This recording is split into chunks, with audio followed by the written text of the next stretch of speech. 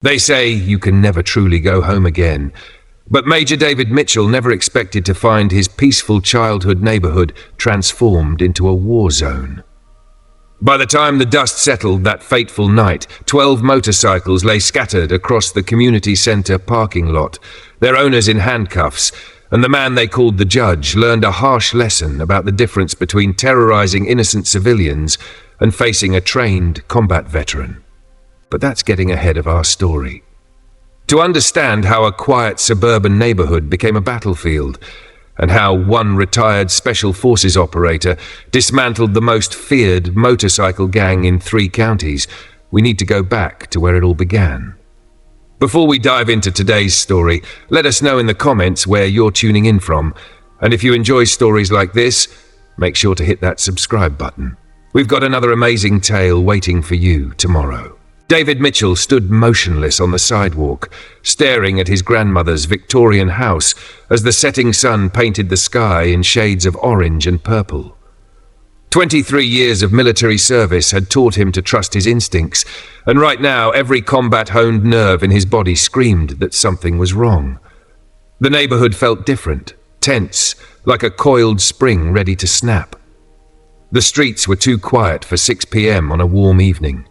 No children played in their yards, no neighbors chatted over fence lines, even the usual dog walkers were absent. The familiar creak of the third porch step brought a flood of memories. David had fixed that loose board countless times during high school after his parents' accident had sent him to live with Gran. She'd always said it was her personal alarm system. Nobody could sneak in without that board announcing their presence. Now it announced his homecoming, but Gran wasn't here to welcome him. Cancer had taken her 3 months ago while he was deployed on his final mission. Inside, the house smelled of dust and disuse. David set his military duffel bag down and methodically checked each room, an old habit he couldn't break. Everything was exactly as Gran had left it.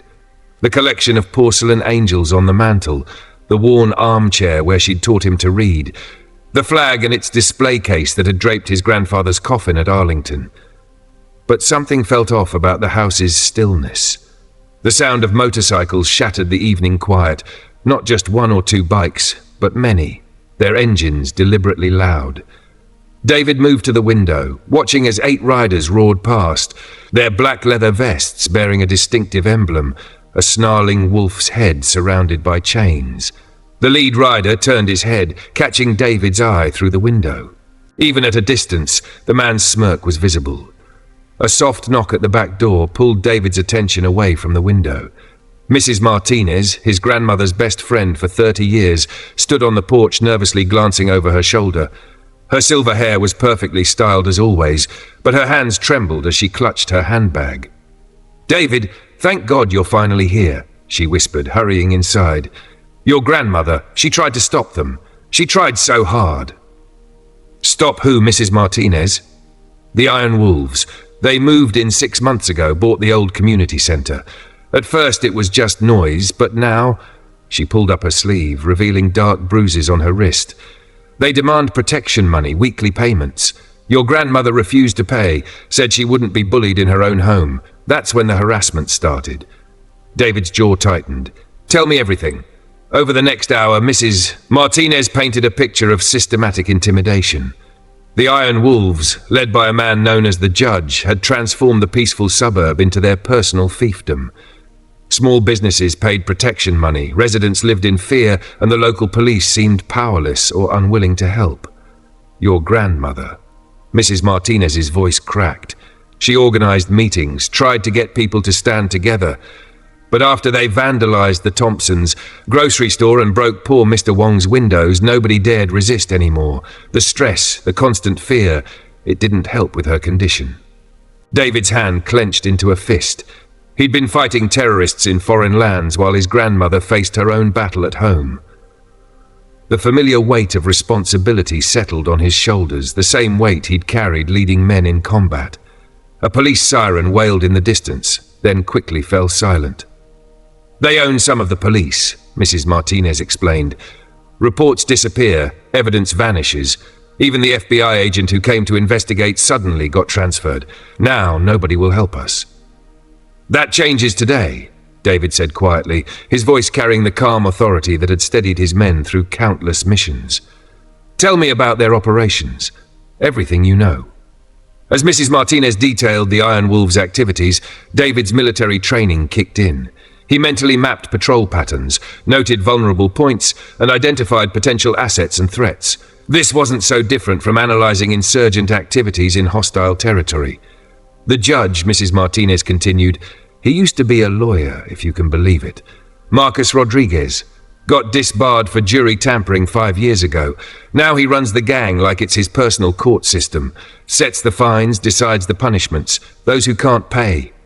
She shuddered. A commotion outside drew their attention. Through the window, they watched as 3 bikers surrounded old Mr. Wong, who was closing his convenience store. Even from a distance, their threatening postures were clear. Twice the usual payment, one biker demanded, his voice carrying across the quiet street. Judge says you've been late too often. Mr. Wong, who'd given David free candy throughout his childhood, seemed to shrink into himself. Please, business is slow. My wife's medical bills. The largest biker grabbed Mr. Wong's collar. Maybe we need to help you understand how business works around here. Now David was moving before conscious thought, combat instincts taking over. Mrs. Martinez grabbed his arm. David, no. They'll hurt you like they hurt the others who tried to help. He gently removed her hand. Mrs. Martinez, they don't know what hurt is, but they're about to learn the difference between terrorizing innocent people and facing someone who fights back. As David stepped out onto his porch, 20 years of Special Forces training guided his movements. He moved with the fluid grace of a predator, each step purposeful. The evening light caught his grandmother's flag in the window behind him, and in that moment, David Mitchell made a silent promise. This was his home, and he was about to teach the Iron Wolves that they'd made a fatal mistake. They'd brought a street fight to a war veteran. The fluorescent light from Mr. Wong's store cast harsh shadows across the parking lot as David approached. The largest biker still had his hand on Mr. Wong's collar, but his attention shifted to David's measured footsteps on the asphalt. Evening, gentlemen, David said softly. I believe Mr. Wong explained his situation clearly. The 3 bikers exchanged glances before the largest one, wearing a vest that identified him as Spike, released Mr. Wong with a shove. Well, look who it is, the new guy. Mind your own business, soldier boy. You made it my business when you put hands on a man old enough to be your father. David positioned himself between Mr. Wong and the bikers. I understand you're collecting payments. Let's discuss a more reasonable arrangement. Spike laughed, but there was uncertainty in his eyes as he studied David's stance. 20 years of combat had left their mark, not in obvious scars or medals, but in the way David carried himself, the calm confidence that came from facing real danger.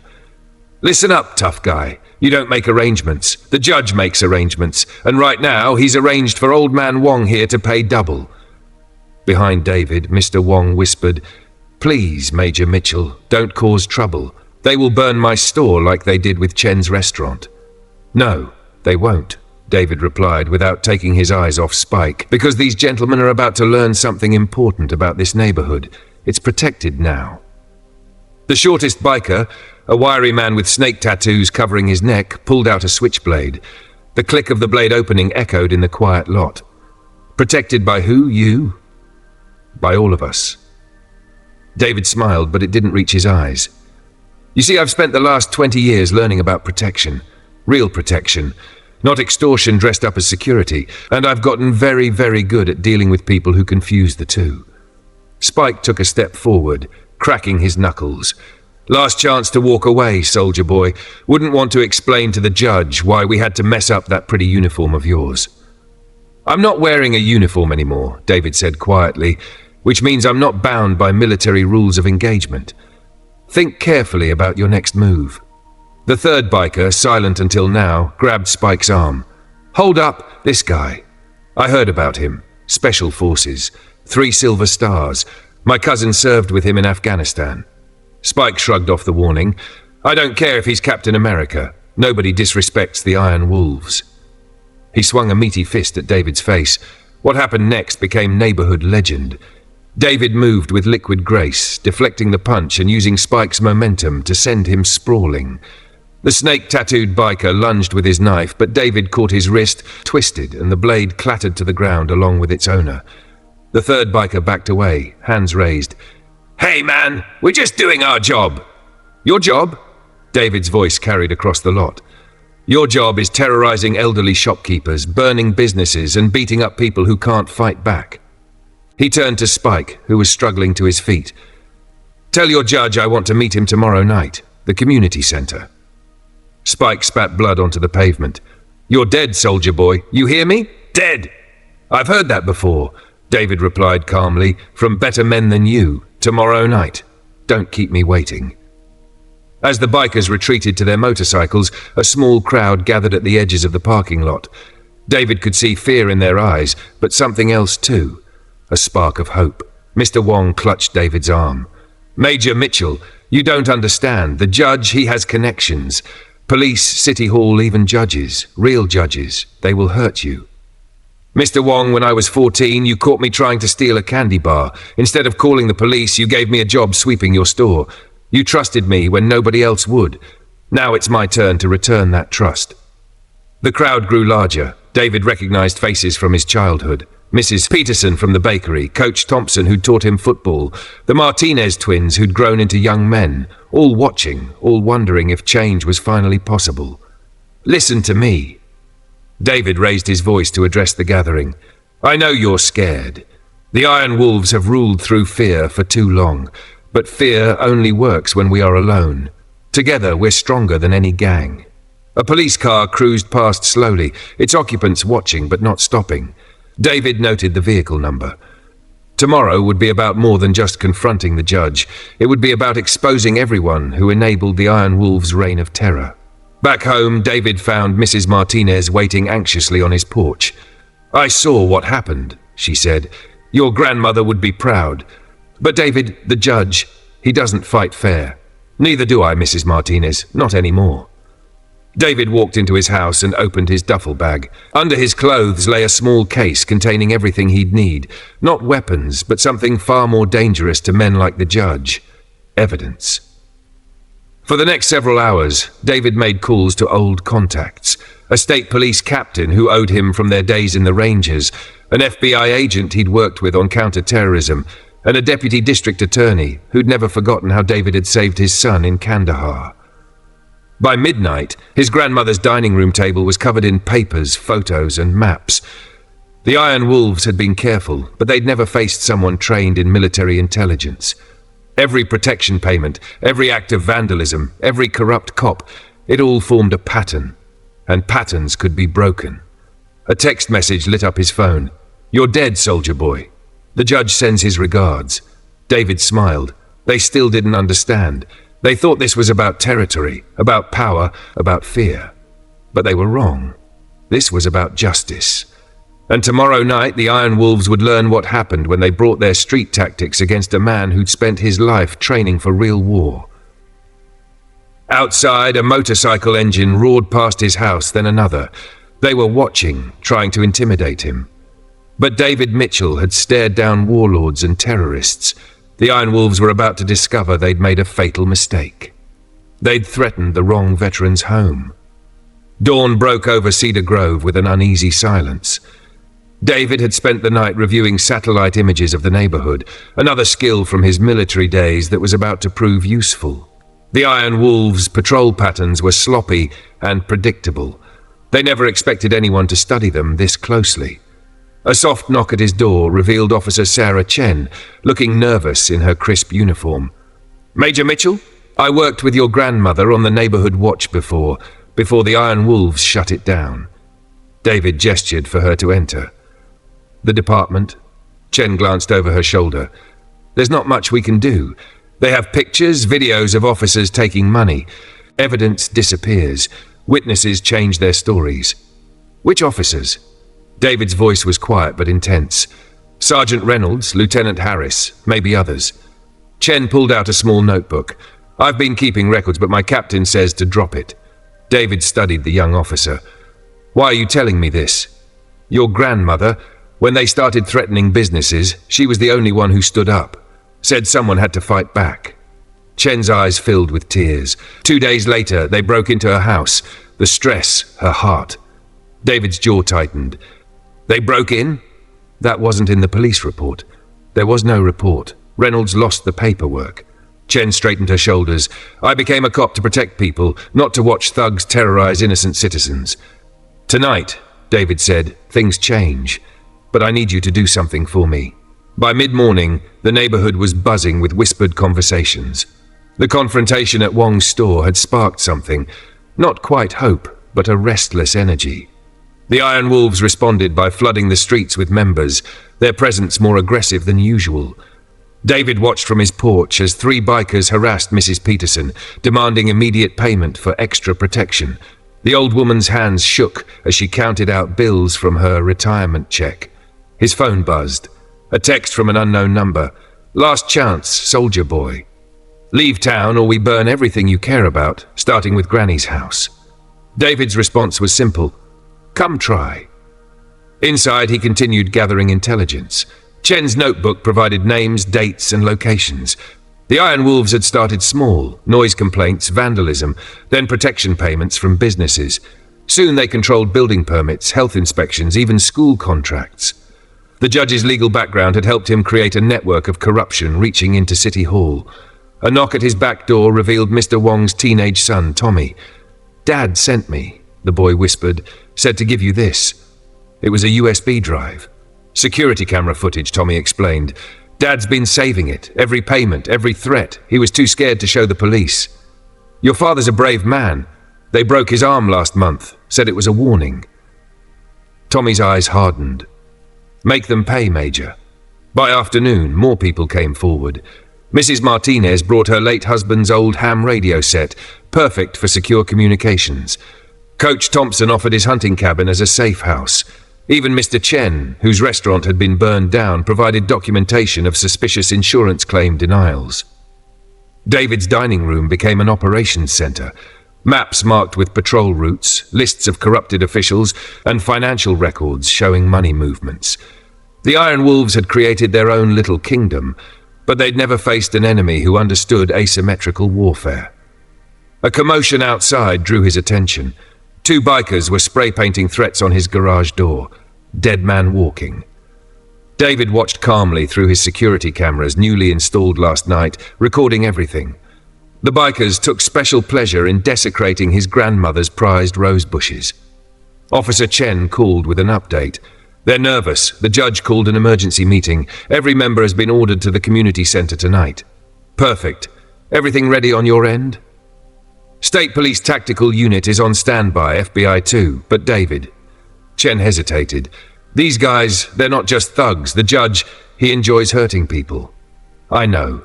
David checked his watch. Time to prepare for tonight. He spent the next hour calling his volunteers, veterans from 3 wars who lived in the area, men and women who understood duty, who remembered what it meant to protect their home. Mr. Jenkins, a Vietnam vet, positioned himself in the bell tower of St. Michael's Church, perfect overview of the community center.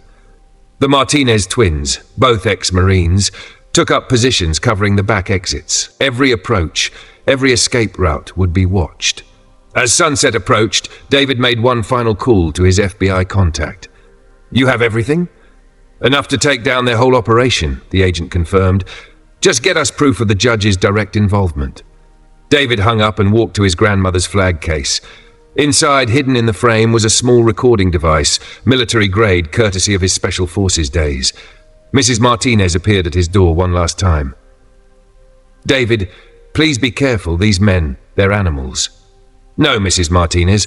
Animals kill for food or survival. These men do it for pleasure. He checked his watch. That's why they need to be stopped. Outside, motorcycles roared in the distance, dozens of them. The Iron Wolves were gathering for what they thought would be their victory.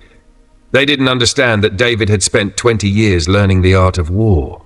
Tonight wouldn't be a street fight. It would be an operation, and the Iron Wolves were about to learn the difference between being predators and being prey. As darkness fell, David stepped out onto his porch. The flag case under his arm contained more than just a recording device. It contained hope. Hope for a neighborhood living in fear. Hope for justice long delayed. The judge wanted to meet the man who dared challenge his authority. He was about to discover that he hadn't just picked a fight with a veteran, he'd started a war. The community center loomed against the darkening sky, its windows glowing with harsh fluorescent light. Once a place of neighborhood gatherings and children's programs, now it served as the Iron Wolves' fortress. Motorcycles lined the parking lot. David counted 32, plus 4 pickup trucks belonging to their associates in city government. His earpiece crackled. "Bell tower in position," Mr. Jenkins whispered. "Got eyes on 3 armed guards rooftop. Martinez twins checking in, back alley covered. They've got 2 men at the service entrance." Officer Chen's voice came next. "State police units in position. 5 minutes out. FBI tactical team standing by." David walked alone down the middle of the street. No weapons. They'd be expecting that. Instead, he carried his grandmother's flag case, knowing what it represented would hurt the judge far more than any bullet. 2 massive bikers blocked the community center's entrance, arms out. "Tough guy. Need to check you for weapons." "Check all you want," David said calmly. "I'm not here to fight. I'm here to negotiate." They patted him down roughly, then escorted him inside. The main hall where he'd attended his high school graduation had been transformed. A makeshift throne sat on the old stage, surrounded by Iron Wolves members. The judge lounged there, every inch the fallen lawyer in his expensive leather jacket and custom boots. "Welcome, Major Mitchell," the judge's voice carried across the room. "I've heard so much about you. The hero returns home." David studied his opponent. Marcus Rodriguez, age 45, disbarred for jury tampering, but avoided jail through connections. Built his gang through a combination of legal knowledge and calculated brutality. "You've caused quite a stir," the judge continued, "interfering with legitimate business transactions, threatening my men. Very disappointing." "Legitimate?" David's voice remained calm. "Like breaking into my grandmother's house, causing the stress that contributed to her death?" The judge smiled. "Tragic accident. No police report filed, as I recall. Just like there won't be a report when they find what's left of you tomorrow." Laughter rippled through the gang members. David noted positions, weapons, exits, old habits that never died. "Before we discuss my future," David set the flag case on a table, "let's talk about yours. I have some interesting documents, financial records, witness statements, footage of your tax assessor friend accepting bribes." The judge's smile faltered slightly. "Documents can be lost. Witnesses change their minds. You're not the first to try this." "True, but I'm the first who sent copies to every law enforcement agency in 3 states, plus major media outlets. Time release emails set to send everything at midnight unless I stop them now." The smile vanished completely. "You're bluffing." David opened the flag case, removing a thick folder. "Your protection racket brings in roughly 100,000 a month, split between 30 core members, minus 40% kicked up to your friends in City Hall. That's why you needed to double Mr. Wong's payments to cover Lieutenant Harris's gambling debts." The judge stood, his face darkening. "Where did you get that information?" "I spent 20 years gathering intelligence on warlords and terrorist cells. You really think your bookkeeper's password-protected Excel files were a challenge?" Murmurs spread through the gathered bikers. David caught uncertainty in some faces, fear in others. They'd never faced an opponent who'd done his homework. "Spike!" the judge barked. "Show our guest what happens to people who spread lies." The large biker from the store confrontation stepped forward, cracking his knuckles, but David wasn't finished. "Interesting timing," he continued. "Spike here tried to intimidate Mr. Wong exactly when your friend in the health department scheduled a surprise inspection, almost like it was coordinated." More murmurs. The judge's face contorted with rage. "Enough! Kill him!" Spike charged, but David was ready. 20 years of close combat training took over. He sidestepped the wild punch, using Spike's momentum to send him crashing into a table. 2 more bikers rushed in. David moved with fluid efficiency, each strike precise, each movement economical. "Now!" he shouted into his concealed mic. Windows shattered as flashbang grenades exploded. State police tactical teams repelled from the roof. FBI agents burst through side doors. The Martinez twins crashed through the back entrance. Chaos erupted. Some bikers tried to fight, others ran. The judge scrambled for a hidden exit but found Mr. Jenkins blocking his path, hunting rifle raised. "Going somewhere, Your Honor?" In less than 2 minutes, it was over. David stood in the center of the room, surrounded by groaning bikers and the sounds of handcuffs clicking shut. The judge, face bloodied from resisting arrest, glared at David. "You think this changes anything? I have friends, powerful friends." "You had friends," David corrected him, "but they're all going down with you. Right now, FBI agents are raiding the homes of every official in your pocket. That includes Judge Harrison, who signed so many favorable rulings for you." Officer Chen approached, holding papers. "Major Mitchell, arrest warrants just came through for Reynolds and Harris. We're picking them up now." David nodded, then turned back to the judge. "See, you made a classic mistake. You thought fear and violence were the ultimate weapons. But information, that's what really wins wars." As the Iron Wolves were led away in handcuffs, David retrieved his grandmother's flag case. Inside, the hidden recorder had captured every word, every threat, every admission of corruption. Through his earpiece, he heard Mr. Jenkins whisper, "Your grandmother would be proud, son."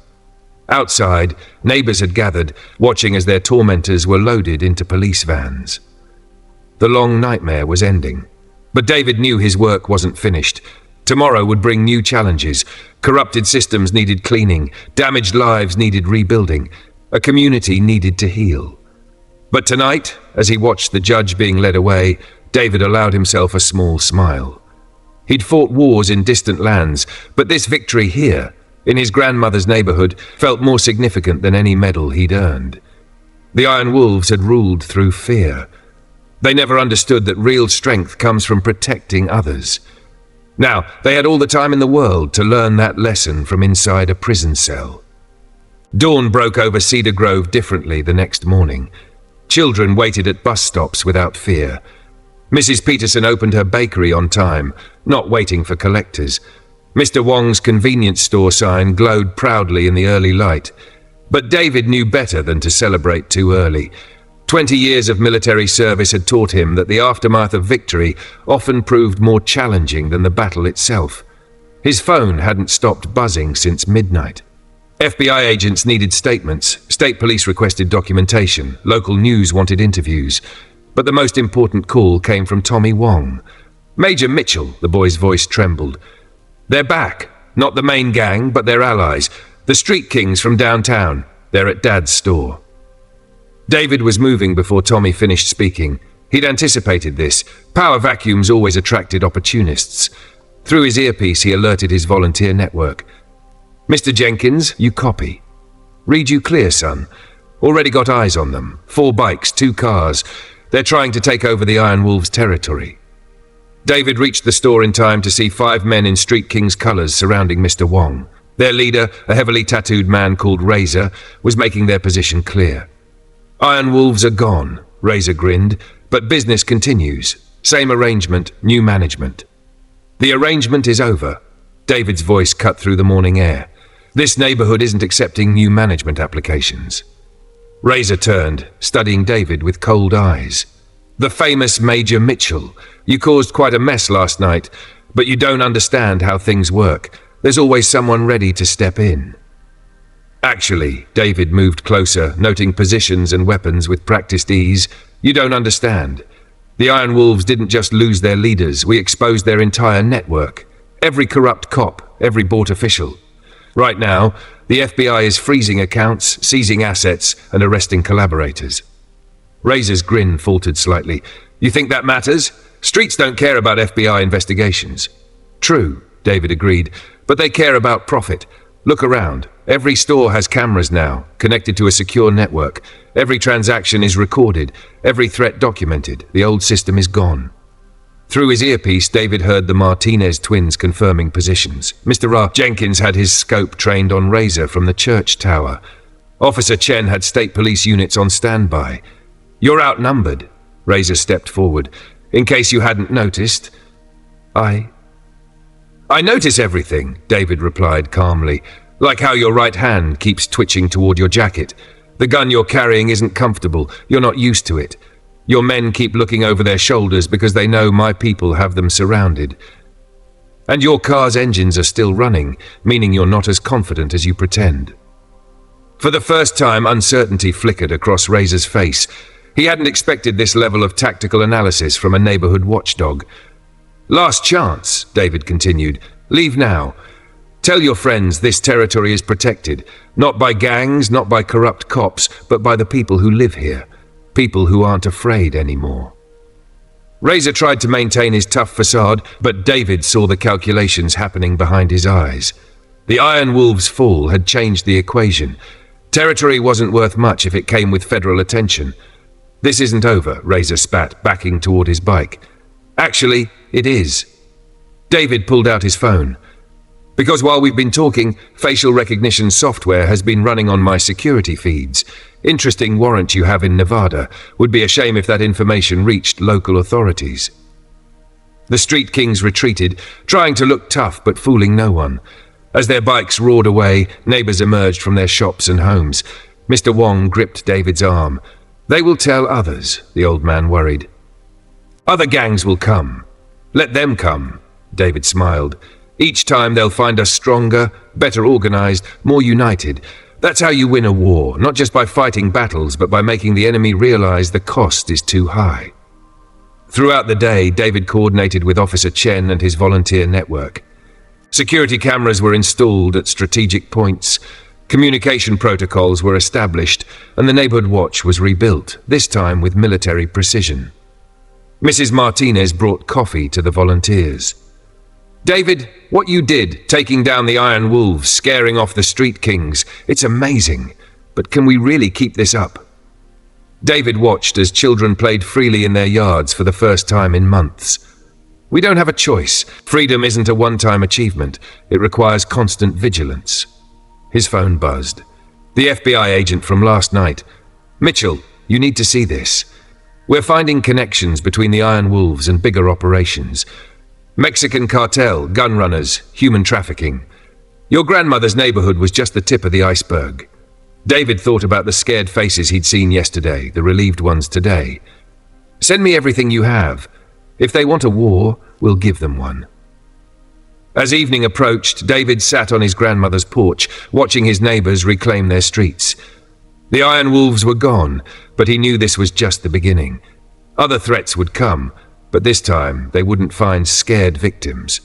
They'd find a community united, organized, and led by someone who understood that real peace comes through strength, vigilance, and the unwavering commitment to protect what matters. The war for Cedar Grove was just beginning, and David Mitchell intended to win it, not just for his grandmother's memory, but for every person who'd ever felt powerless against those who ruled through fear. Let them come, he thought. They'll learn what the Iron Wolves learned. That they didn't just threaten a neighborhood, they threatened a soldier's home.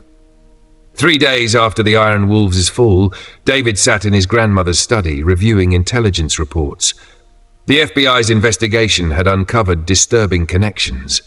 The judge's operation wasn't just about neighborhood extortion, it was a hub for larger criminal enterprises.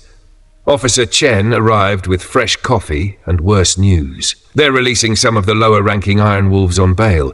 Legal technicalities. The judge's old connections are still working the system. David nodded, unsurprised. They'll try to reorganize, rebuild their power base. That's why we're not waiting. He spread a map across the desk, marking locations with red pins.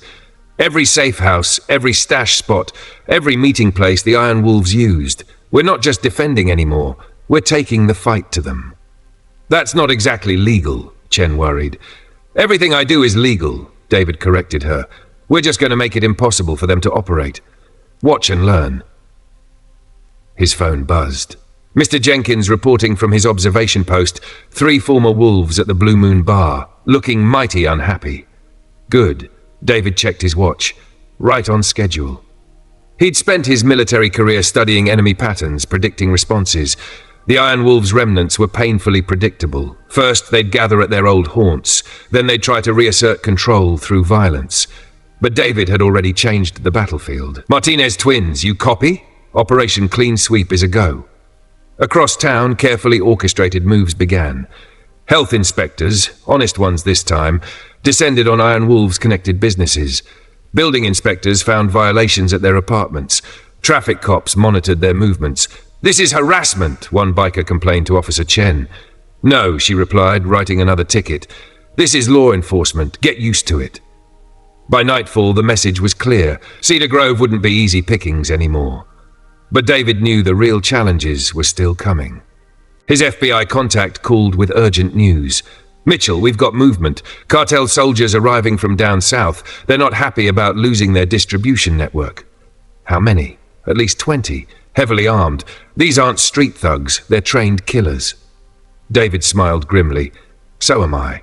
He activated his volunteer network, veterans from 4 wars, each watching different sectors of the neighborhood. Mrs. Martinez's ham radio crackled with encoded updates. "Contact, Mr. Jenkins radioed. 3 SUVs, tinted windows, moving south on Maple." "Martinez twins, you have eyes on the back routes?" "Affirmative. They're trying to set up a perimeter." David had expected this. The cartel wouldn't just send soldiers, they'd send professionals, but they didn't know they were walking into a prepared battlefield. "Execute Operation Spotlight," he ordered. Suddenly, powerful floodlights blazed from rooftops and windows, illuminating every shadow where the cartel soldiers might hide.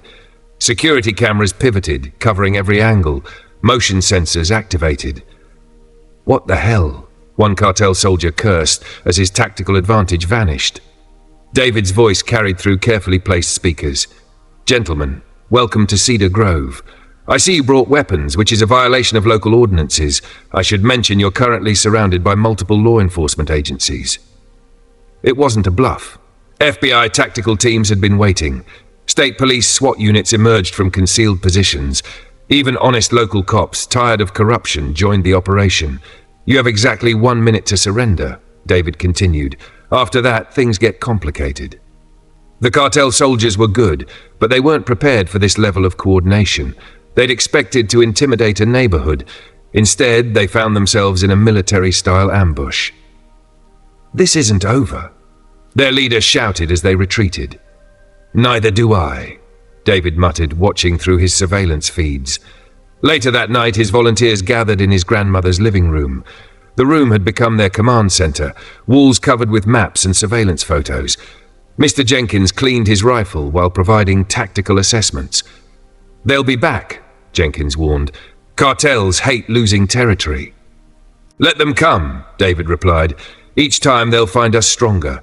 This isn't just about defending anymore. It's about sending a message. Cedar Grove isn't just another target. It's a community that fights back." Mrs. Martinez brought coffee to the volunteers, her hands no longer shaking. "David, what you've done, it's a miracle. But can we really stand against a cartel?" David showed them the map, now marked with defensive positions, escape routes and safe houses. We're not just standing against them, we're building something they can't defeat, a community that's not afraid." His phone buzzed with a text from an unknown number. "The cartel says hello. Your grandmother's roses are pretty. Would be a shame if something happened to them." David's jaw tightened. They still didn't understand. Threats wouldn't work anymore. Cedar Grove had changed. Its people had changed. "Chen," he called, "contact your FBI friends. Tell them it's time for Phase 2. "The complete takedown?" she asked. "Everything. Every cartel connection, every corrupt official, every dirty cop still on their payroll. No more playing defense." As his volunteers dispersed to their posts, David stood on his porch, watching his neighborhood. Lights glowed in windows that had been dark for months. Children's laughter echoed from yards that had been silent. The Iron Wolves were gone, but the war for Cedar Grove's soul was far from over. The cartel would send more soldiers, other gangs would test their defenses, and corruption would try to creep back in. But they would learn what the Iron Wolves learned, that they hadn't just threatened a neighborhood, they'd awakened a warrior who knew that some battles were worth any cost. And David Mitchell was just getting started. Sunrise painted Cedar Grove in shades of amber as David reviewed the night's intelligence reports. The cartel's failed intimidation attempt had changed the game, escalating what began as a neighborhood dispute into something far more dangerous. His secure phone lit up with a message from his FBI contact. Intercepted communications. Cartel leadership meeting in Mexico. Your neighborhood is now their top priority. David studied satellite images of the area, marking potential vulnerabilities. His military training screamed that this calm was temporary, the prelude to a storm. Mrs. Martinez knocked on his door, her face pale. "David, someone left this on my porch." She handed him a manila envelope. Inside were photos, surveillance shots of neighborhood children walking to school, elderly residents at the market, families in their homes. The message was clear. The cartel had eyes everywhere. "They're trying to terrorize us again," Mrs. Martinez whispered, "like the Iron Wolves did." "No," David replied, examining the photos with professional interest. "They're showing their hand. These shots all come from the same angle, same time patterns. They want us to know they're watching, but they just revealed their surveillance positions." His radio crackled. "Major," Mr. Jenkins' voice was urgent. "Movement at the old warehouse district. Multiple vehicles, heavily armed men. They're establishing a forward operating base." David noted the location. Classic cartel tactic. First intimidation, then show of force, finally territorial occupation. Officer Chen arrived with more troubling news. 3 former Iron Wolves members found dead. Message carved into their chests. "This is cartel territory now." David's jaw tightened. The cartel was escalating faster than expected, trying to fill the power vacuum before the community could strengthen its defenses. "Chen, contact your FBI liaison. We need those warrant requests expedited." Jenkins, "Maintain surveillance but do not engage." Martinez twins, "Start evacuating our high-risk residents to the safe houses." His volunteers moved with practiced efficiency. Weeks of training and coordination had transformed them from concerned citizens into an effective defense force. "What about the schools?" Mrs. Martinez asked. "Those photos they took? Already handled." David showed her his tablet, displaying a new security system. Every school now has retired veterans as security guards. High-resolution cameras, panic buttons. No child in Cedar Grove will ever be vulnerable again. His phone buzzed. A text from an unknown number. "You play soldier in your little neighborhood, but you don't understand what's coming. The cartel doesn't negotiate. We take what we want." David allowed himself a grim smile. "Actually," he murmured, "you don't understand what you're facing." Throughout the day, he monitored cartel movements through his surveillance network. They were professional, he had to admit. Their operations showed military precision. But they'd made one critical mistake. They thought they were fighting a neighborhood watch. They didn't realize they were facing a carefully coordinated resistance led by someone who'd spent decades studying asymmetrical warfare. "Major," the Martinez twins radioed in. "Cartel soldiers questioning people at the market, looking for weak points, gathering intel." "Let them look," David replied.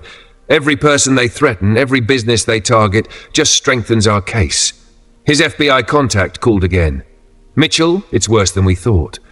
The cartel's not just sending soldiers, they're sending the cleaner.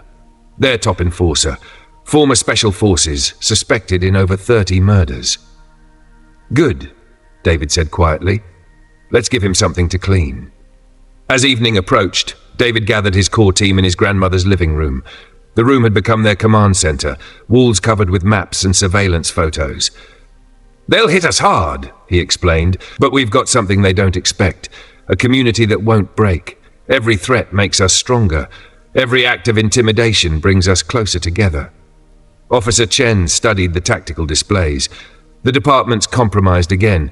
New cartel money buying old corruptions. "Then we'll clean house again," David assured her. "This was never going to be a quick victory. We're not just fighting criminals, we're fighting a system that allows them to thrive." His secure radio crackled. Mr. Jenkins reporting from his observation post. "Major, unmarked vans entering the warehouse district. Heavy weapons being unloaded. They're preparing for war." David checked his watch. Everything was proceeding according to his analysis. The cartel was predictable. They only knew one way to solve problems. "Let them come," he told his volunteers. "Every move they make, every threat they issue, every weapon they bring, it all goes into our evidence files. While they're preparing for a war, we're building a case that will destroy their entire operation." Mrs. Martinez touched his arm. "David, what if they target you directly? These people, they're not like the Iron Wolves." "No," he agreed. "They're worse, which means we have to be better, smarter, more determined." Outside, the sun set over Cedar Grove. Lights came on in homes that once stayed dark in fear.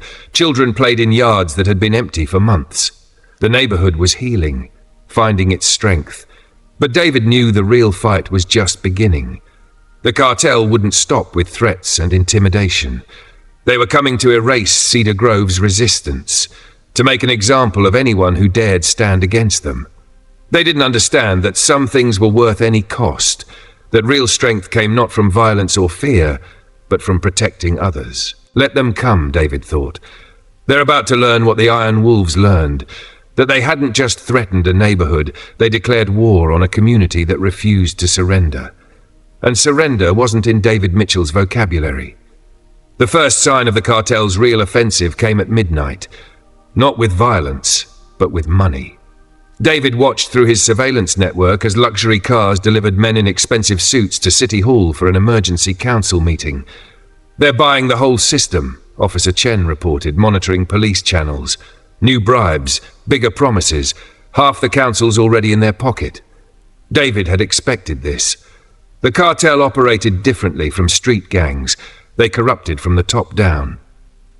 By morning, parking enforcement was ticketing cars outside resistant businesses. Health inspectors suddenly found violations at stores that supported the neighborhood watch. Building permits were mysteriously revoked. They're trying to strangle us legally, Mr. Thompson said during an emergency community meeting. My grocery store just lost its liquor license. No explanation. Not legally, David corrected. They're using the law as a weapon, but they don't understand what they're up against. He unveiled his countermove, dozens of file boxes containing financial records, surveillance footage, and documented bribe payments. 20 years of military intelligence work had taught him to gather evidence of everything. Every council member who voted against us, he explained, their offshore accounts are now being investigated. Every inspector who suddenly found violations, their connection to cartel shell companies is documented. They think they're buying a system, but they're really building their own prison. His phone buzzed. A message from his FBI contact.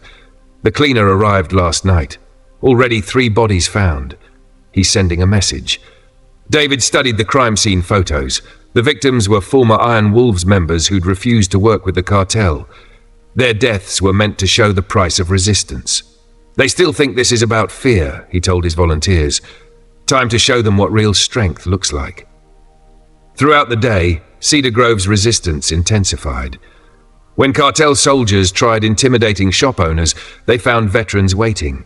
When corrupt cops performed random searches, residents filmed everything. Every move the cartel made was documented, every threat recorded. Major, the Martinez twins radioed from their observation post, the cleaners making moves, spotted him meeting with former Iron Wolves at the abandoned factory. Good, David replied. Chen, notify your FBI contact. Time for Phase 3. Phase 3 was what David did best, turning the enemy's strength against them. The cartel had sent their top enforcer to break Cedar Grove's spirit. Instead, they'd given David the perfect target. As night fell, the cleaner made his move. David's surveillance cameras caught him approaching Mrs. Martinez's house, likely choosing her as an easy target to terrorize the community. But Mrs. Martinez wasn't alone. David's network had anticipated this, prepared for it. As the cleaner picked her lock, silent figures moved into position. Now, David commanded through his radio. Floodlights blazed.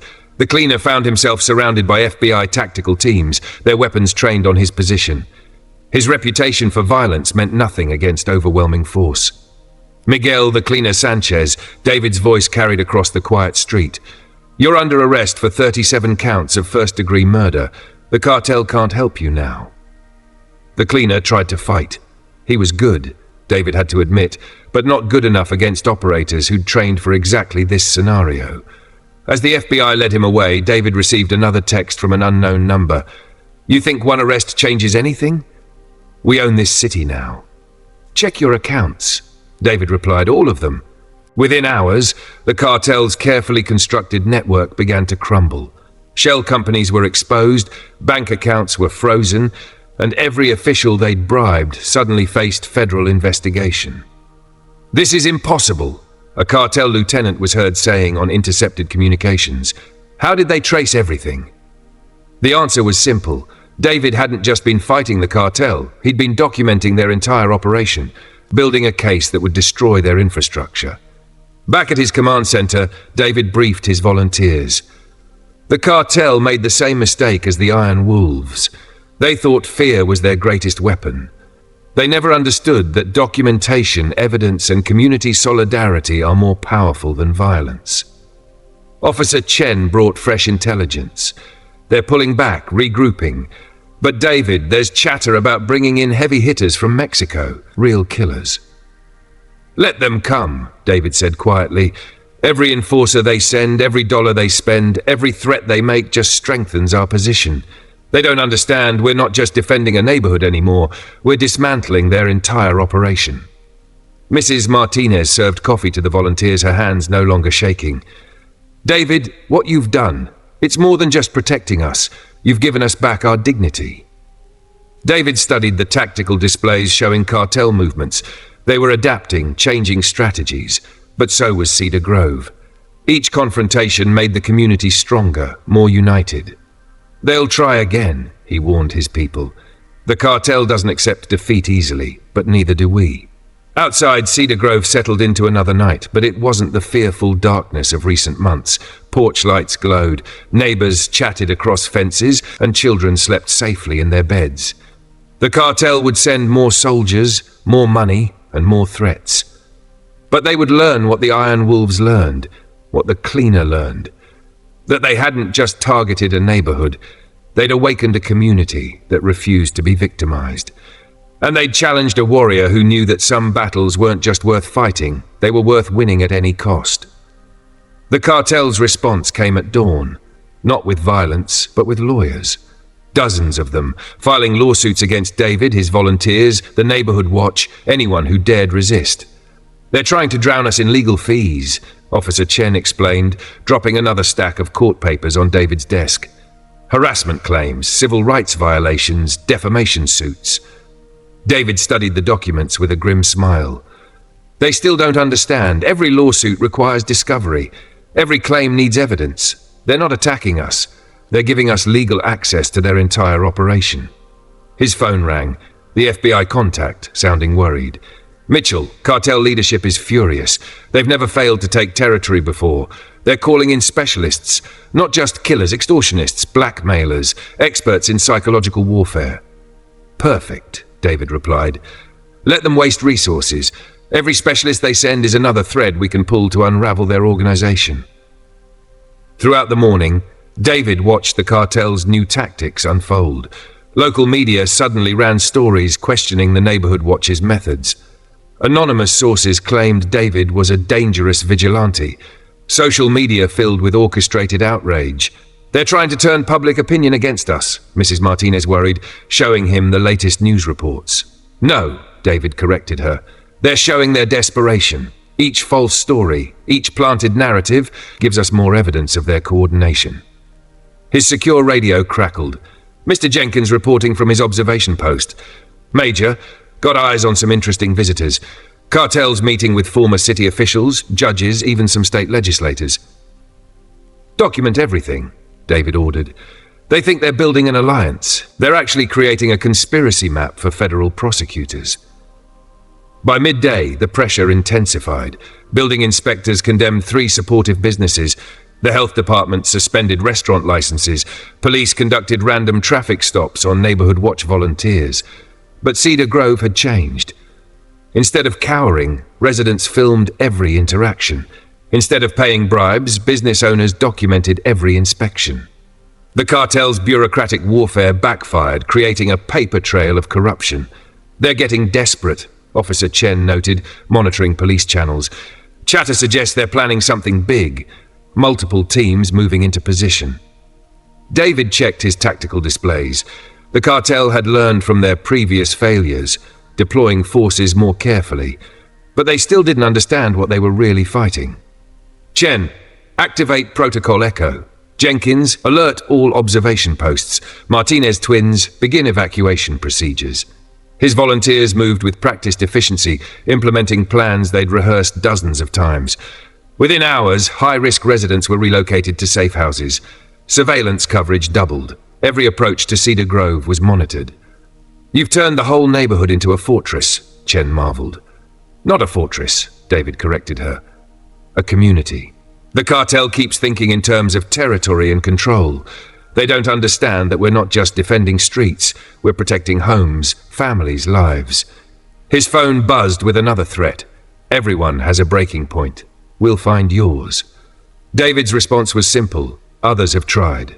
As evening approached, the cartel's new offensive began, not with violence, but with precision strikes at the community's weakest points. Anonymous calls to child services targeted supporting families. Tax auditors appeared at resistant businesses.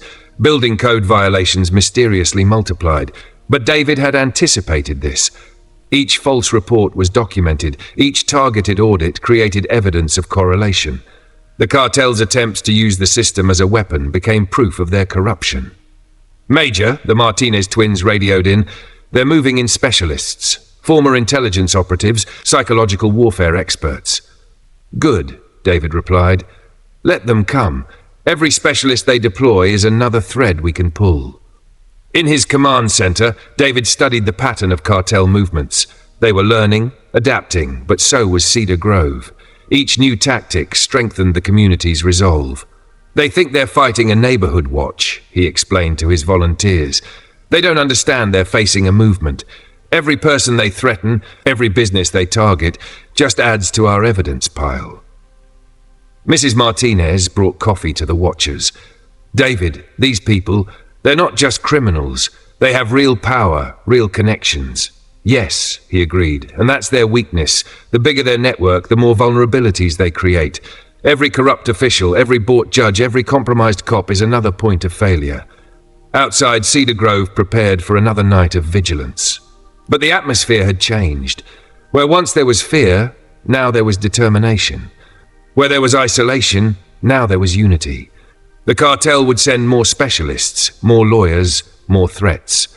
But they would learn what the Iron Wolves learned, that they hadn't just challenged a neighborhood, they'd awakened a community that understood true strength came not from violence or fear, but from standing together against those who would rule through intimidation. And David Mitchell was just getting started. "Let them come," he murmured, watching his tactical displays. "They're about to learn that some enemies can't be bought, some communities can't be broken, and some battles are worth any price." The war for Cedar Grove's soul was entering a new phase. But this time, the defenders weren't just fighting back, they were winning. The cartel's next move came through an unexpected channel. David discovered it during his morning intelligence review, a series of mysterious real estate transactions sweeping through Cedar Grove. "They're buying properties through shell companies," Officer Chen explained, spreading property records across his desk. Apartment buildings, storefronts, even private homes, all purchased at triple market value. David studied the pattern, recognizing a classic encirclement strategy. They're not just buying buildings, they're trying to control access points, surveillance positions, and defensive strongholds. His secure phone lit up with an urgent message from his FBI contact. "Mitchell, it's worse than we thought. They've infiltrated the City Planning Commission. New zoning laws targeting your neighborhood coming tonight." The cartel had learned from their previous failures. Instead of brute force, they were using bureaucracy as a weapon. By controlling property and manipulating zoning, they could legally force out resistant residents. Clever, David admitted, but predictable. Throughout the morning, he watched their strategy unfold. Long-time residents received eviction notices. Business owners faced rent increases. Building permits for repairs were mysteriously denied. Mr. Wong shuffled into David's command center, clutching papers. "They offered 5 times what my store is worth. Said if I don't sell, they'll condemn the building." "Did you sign anything?" David asked sharply. "No. My father built this store. Some things aren't for sale." David smiled. "Good, because they just made their first major mistake." He activated his surveillance network. Every property transaction, every permit denial, every zoning change created a documented pattern. The cartel thought they were using the system. Instead, they were exposing their entire operation. "Major," Mr. Jenkins radioed from his observation post. "Got eyes on some interesting meetings. Cartel lawyers with city officials, real estate agents, bank managers. Record everything, David ordered. They think they're building an empire. They're actually documenting a criminal conspiracy. By afternoon, the pressure intensified. Code violations appeared on resistant properties. Tax assessments skyrocketed. Insurance companies cancelled policies. But Cedar Grove had changed. Instead of surrendering, residents fought back with paperwork. Every violation was appealed. Every assessment challenged. Every cancellation questioned. They're trying to drown us in red tape, Mrs. Martinez worried. No, David corrected her. They're drowning themselves. Every legal document, every official action creates evidence we can use. His phone buzzed. Another threat. Everything has a price. Everyone can be bought. You're fighting the inevitable. David's response was simple. Some things aren't for sale. As evening approached, he gathered his core team. The tactical displays showed the cartel's property acquisition spreading like a cancer through the neighborhood. They think they're being subtle, he explained, using legal means, legitimate businesses, but they don't understand what they're really fighting. Officer Chen studied the pattern. They're creating a noose, tightening it slowly. Exactly, but they've made a critical error. They assume we're defending territory. We're not. We're protecting something they can't understand. Community, history, home. Through his surveillance network, David watched cartel operatives meeting with city officials. Money changed hands. Promises were made. The system they'd corrupted was working exactly as they planned. Major, the Martinez twins reported, they're moving in professional management companies, private security firms. Good, David replied. Let them invest more resources. Every dollar they spend, every company they create, just adds to our evidence pile. Mrs. Martinez served coffee to the watchers. David, these people, they can just buy whatever they want. How do we fight that kind of money? With something they can't buy, loyalty, community, purpose. They think everything has a price because they've never encountered anything priceless.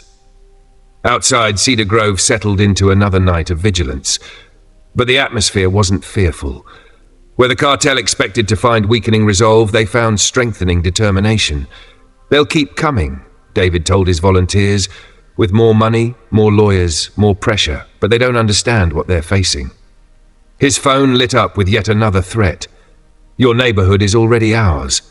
You just don't know it yet. David smiled grimly. The cartel still didn't understand.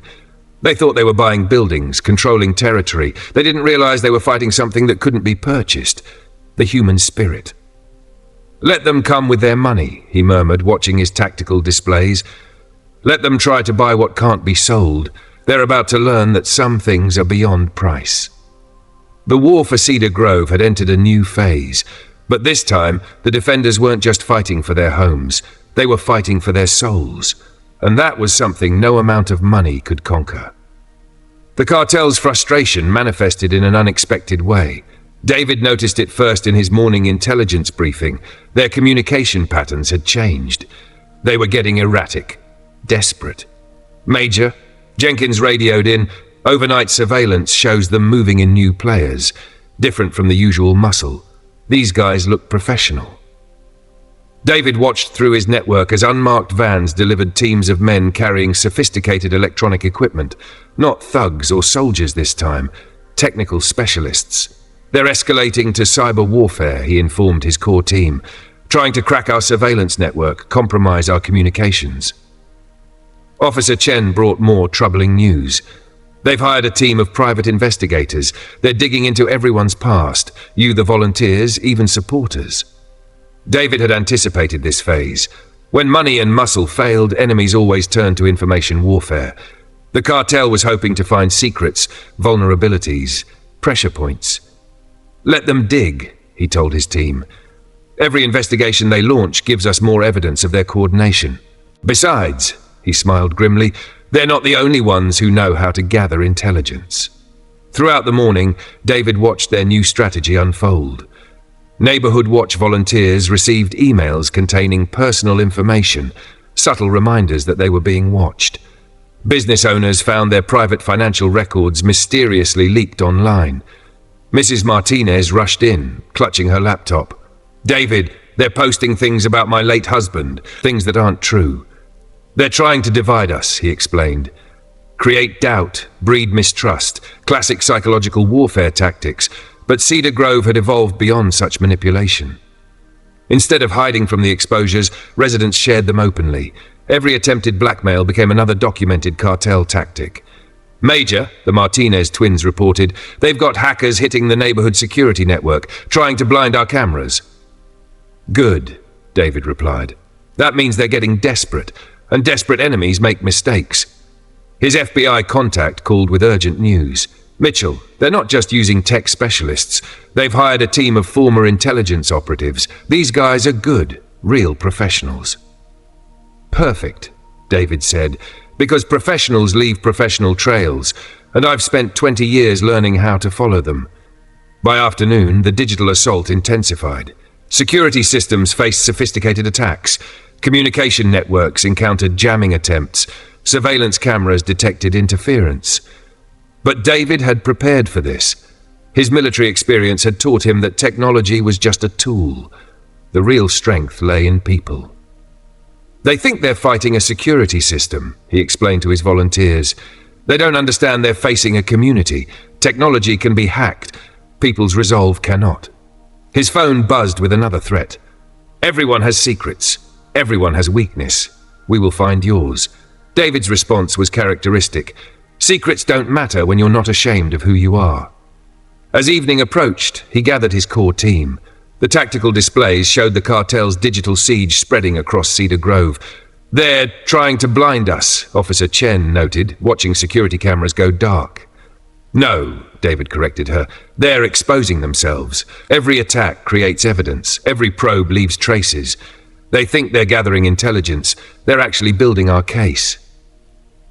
Through his backup systems, David monitored cartel operators meeting with their new specialists. Money flowed. Plans were made. They thought they were launching a sophisticated cyber assault. Major, Mr. Jenkins radioed, they're setting up some kind of electronic warfare center in the old warehouse district. Expected, David replied. Let them establish their infrastructure. Every piece of equipment they install becomes evidence we can use. Mrs. Martinez brought coffee to the watchers, her face worried. David, these people, they can find out everything about us. How do we fight that kind of power? By understanding what they don't, he answered.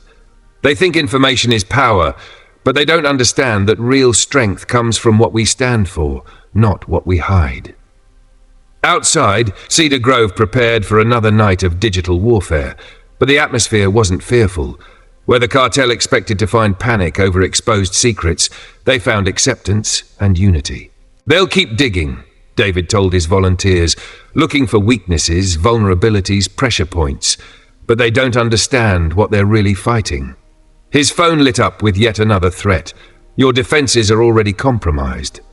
You just don't know it yet. David smiled grimly. The cartel still didn't understand. They thought they were fighting a security system, a surveillance network. They didn't realize they were up against something that couldn't be hacked. The human spirit. Let them come with their technology, he murmured, watching his backup displays. Let them try to break what can't be broken. They're about to learn that some things are beyond their reach. The war for Cedar Grove had entered a digital phase. But this time, the defenders weren't just protecting data. They were guarding their dignity. And that was something no computer could crack. The cartel's digital assault backfired spectacularly. At midnight, David had been waiting for this moment, watching through backup systems as their hackers breached what they thought was the neighborhood's main security network.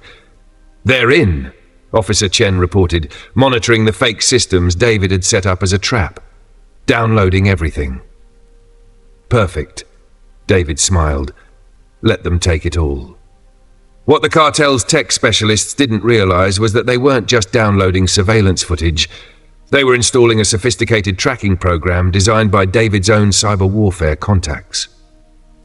Major, Jenkins radioed excitedly, their command center is lighting up like a Christmas tree. Every computer, every phone, every device connected to their network is now giving us complete access to their entire operation. Sometimes the best way to catch a predator is to let it think it's caught you, David finished. Throughout the night, data flowed into David's secure servers. Financial records, communication logs, operation plans. The cartel's overconfidence had given him exactly what he needed: documented proof of their entire criminal enterprise. Mrs. Martinez arrived at dawn, bringing fresh coffee to the overnight watchers. "David, the news is reporting a massive data breach. They're saying we lost everything." "Let them think that," he replied, showing her his real displays. "While they celebrate their supposed victory, we're mapping their whole organization." His FBI contact called, sounding impressed. "Mitchell, this is incredible. Their encryption just collapsed. We're seeing connections to corrupt officials across 3 states." "They never understood what they were really fighting," David explained. "They thought this was about territory, about power. They didn't realize it was about justice." By morning, the cartel's celebration turned to panic. Their successful hack had compromised their own security. Every attempt to shut down their systems just spread David's program further. "Major," the Martinez twins reported, "their tech teams are going crazy. They're trying to purge their systems, but it's too late," David finished. "Sometimes the best weapon isn't a gun or a badge. It's a line of code." His phone buzzed with a frantic message from an unknown number. "What have you done? Do you know who you're dealing with?" David's response was simple. "Now everyone will know who you're dealing with." Throughout the day, he watched the cartel's digital empire crumble. Their encrypted communications became transparent, their hidden accounts were exposed, and their entire network of corruption was laid bare. "They're running scared," Officer Chen noted, monitoring police channels. "Their lawyers are jumping ship. Their corrupt officials are resigning." "Because they finally understand," David explained to his volunteers. "They thought they were fighting a neighborhood watch. Instead, they gave us the keys to their kingdom." Mrs. Martinez watched the news reports in amazement. All those powerful people, all those connections, they're nothing compared to the power of truth. "They built their empire on secrets," David finished. "We just turned on the lights." His secure radio crackled. Mr. Jenkins reporting from his observation post. "Major massive movement at their command center. They're destroying equipment, burning documents." "Let them burn," David replied. "We already have everything we need." As evening approached, he gathered his core team. The tactical displays showed the cartel's organization dissolving in real time. They thought technology was their advantage, he explained. They never understood that every weapon can be turned against its wielder. Through his network, David watched cartel leaders fleeing, their carefully constructed facade of legitimacy shattered.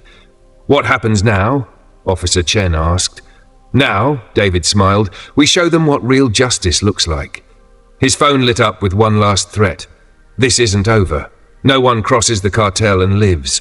But David knew it was over. The cartel had made the same mistake as the Iron Wolves. They'd underestimated what a united community could achieve. "Let them make threats," he told his volunteers. "They're about to learn that some enemies can't be intimidated, some truths can't be hidden, and some victories can't be stopped." Outside, Cedar Grove settled into another night, but this time there was no fear, no tension. The cartel's digital warfare had given the community its greatest weapon, the truth. And truth, David knew, was more powerful than any army. The war for Cedar Grove's soul had reached its turning point. The defenders hadn't just protected their homes, they'd exposed an empire of corruption. And now, justice would finally be served. As news of the cartel implosion spread, a new energy swept through Cedar Grove. Residents gathered in the streets, sharing stories of resilience, unity, and the power of truth. David watched from his porch, a sense of pride swelling in his chest. They had won more than just a battle, they had reclaimed their community spirit. But he knew the work wasn't finished. Corruption had deep roots, and justice would require more than just exposing the truth. It would demand accountability, reform, and a commitment to rebuild what had been broken.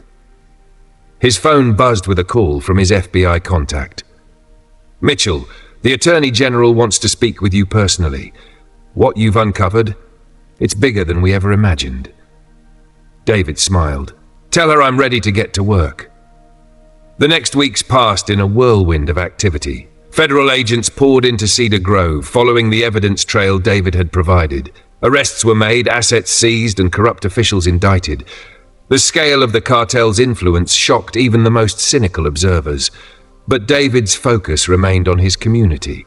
He worked tirelessly with his volunteers, helping displaced families find new homes, assisting businesses in reopening, and supporting residents in processing the trauma they'd endured.